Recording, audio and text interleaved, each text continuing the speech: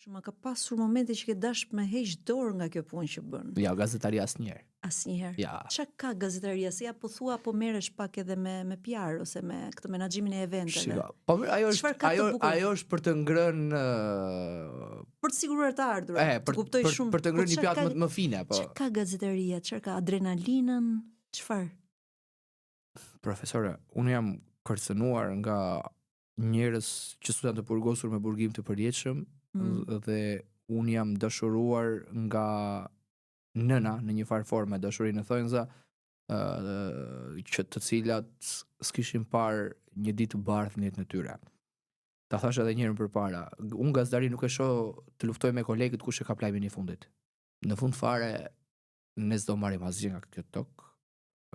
Siç erdhëm zhveshur do ikim zhveshur dhe unë dua të ngelem në një zemër të një nëne, ta ndihmoj, të përpiqem, t'i ndihmoj djalin, të jem ai udhërrëfyesi për ta futur në një punë,